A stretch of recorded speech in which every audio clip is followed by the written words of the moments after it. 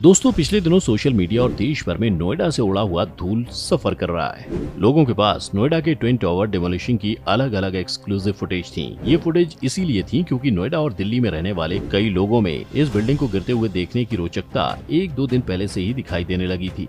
समय तय हुआ 28 अगस्त दोपहर के 2:30। जैसे ही घड़ी ने खुद को पहुंचाया, वैसे ही विस्फोट का एक दौर शुरू हुआ और 10 सेकंड में पूरी बिल्डिंग समीदोस हो गई। खैर, ये सब तो आपने देख ही लिया होगा, लेकिन क्या आपको पता है कि आखिर इस ट्विन टावर को महज चंद सेकंड में कैसे गिरा दिया गया और इतनी ऊंची बिल्डिंग के गिरने से आसपास की किसी बिल्डिंग को कोई नुकसान क्यों नहीं हुआ? नहीं पता तो कोई बात नहीं, क्योंकि आज इस वीडियो में हम आपको ऐसी बिल्डिंग्स के डिमोलिश करने के पूरे प्रोसेस के बारे में बताएंगे। तो सबसे पहले आप ये समझिए कि मल्टीपर्पज फ्लोर्स वाली ऊंची बिल्डिंग को कई अलग अलग कारणों से गिराया जा सकता है, जिसके लिए सरकार की परमिशन या फिर ऑर्डर की जरूरत पड़ती है। तो अब गिराने के प्रोसेस पर आए तो बिल्डिंग को दो तरह से गिराया जा सकता है। इसीलिए बिल्डिंग या तो विस्फोटक के जरिए गिराई जाती है या फिर एक सामान्य तरीके से।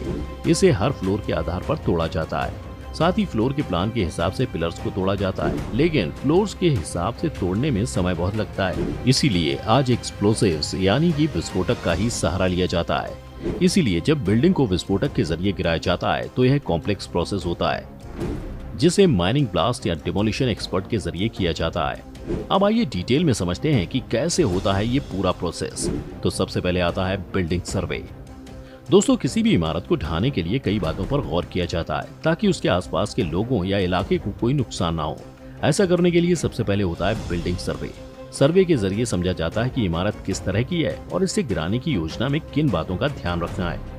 सर्वे के दौरान कई बातों को समझा जाता है, जैसे बिल्डिंग को तैयार करने में किस तरह के मटेरियल का इस्तेमाल किया गया है, कहीं से पानी का रिसाव तो नहीं हो रहा, बिल्डिंग की अंदरूनी बनावट कैसी है, आसपास ट्रैफिक कितना है और आस पड़ोस में कितने लोग रहते हैं। इस बिल्डिंग सर्वे के बाद जो भी जानकारियां हासिल होती हैं, उसके आधार पर ही एक्सपर्ट्स डिमोलिशन प्लान यानी इमारत को ध्वस्त करने की योजना बनाते हैं।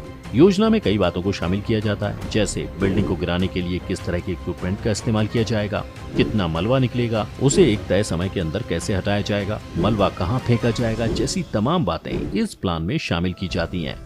योजना बनने के बाद इमारत को ढाने से कई हफ्तों पहले ही वहाँ एक बड़ी टीम पहुँचती है।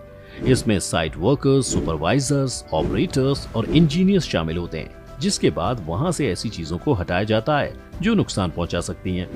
बिल्डिंग सर्वे के बाद ही वहां से लोगों को हटाने का प्रोसेस भी शुरू किया जाता है।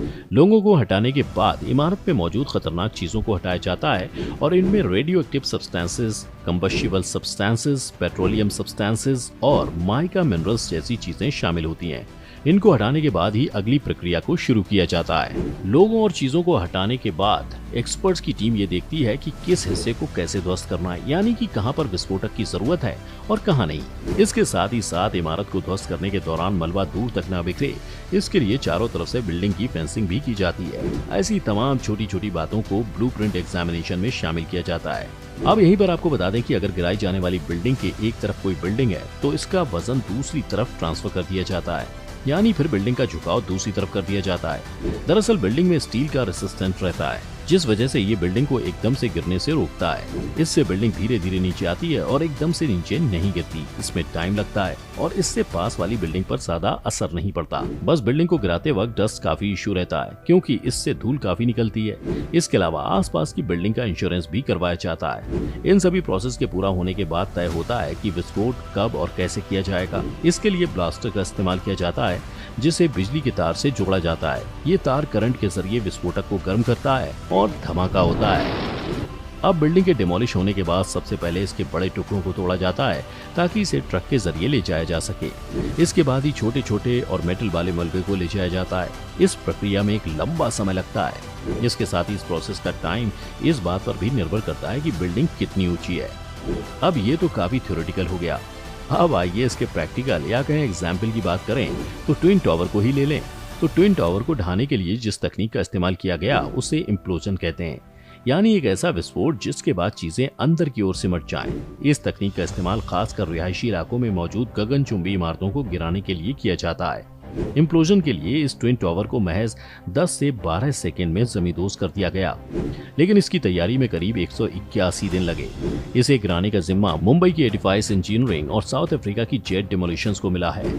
ध्यान देने वाली बात यह है कि 21 फरवरी 2022 से 350 वर्कर्स और 10 इंजीनियर्स की टीम डिमोलिशन का स्टेज सेट करने में जुटी थी।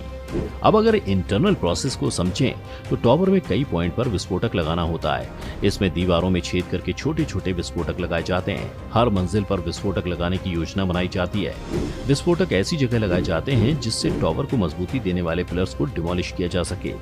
डिमोलिश करने से ज्यादा समय उसकी तैयारी करने में लगता है, क्योंकि इस पूरी तैयारी में विस्फोटकों को एकदम सही जगह पर फिट करना अहम है, क्योंकि आसपास मौजूद इमारतों को किसी भी तरह के नुकसान से बचाना भी जरूरी है। सबसे पहले इंजीनियर्स ने ट्विन टावर का ब्लूप्रिंट निकाला और ब्लास्ट की प्लानिंग की और इसके इम्पैक्ट का पूरा एनालिसिस किया। इसके बाद बिल्डिंग के पिलर्स और दीवारों पर 35 मिलीमीटर के 9642 गड्ढे बनाए गए।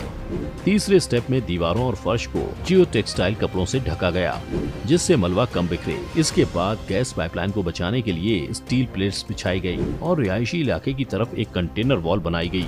आखिर में पिलर्स और दीवारों में बनाए गए गड्ढों में करीब 3700 किलो विस्फोटक लगाए गए। 120 ग्राम से 365 ग्राम तक हर छेद में विस्फोटक लगाया गया। 40 लोगों ने विस्फोटक लगाया और 10 एक्सपर्ट्स की ओर से पूरी प्रक्रिया में योगदान दिया गया। एपेक्स और सियान ये वही दो टावर थे जिनमें दो विस्फोट हुए। सियान टावर में पहला विस्फोट जबकि एपेक्स में दूसरा विस्फोट किया गया। 200 से 700 मिलीसेकेंड के अंतराल में सभी फ्लोर्स में विस्फोट हुआ। रिमोट के जरिए बटन दबाकर इमारत को जमींदोज किया गया। ट्विन टावर सिर्फ 9 से 12 सेकेंड में धूल में मिल गए। इनमें करीब 88,000 टन मलबा निकलने की संभावना है, जिसे हटाने में 3 महीने का समय लग जाएगा। खैर, अब आप तो ये समझ ही गए होंगे कि किसी बिल्डिंग को कैसे बाकी बिल्डिंग से बचा के गिराया जाता है, जिसका कारण कुछ भी हो सकता है। और इसके प्रोसेस से जुड़े कोई और सवाल हो तो आप हमें कमेंट के जरिए पूछ सकते हैं। साथ ही ट्विन टावर डिमोलिशन पर आपकी क्या राय है?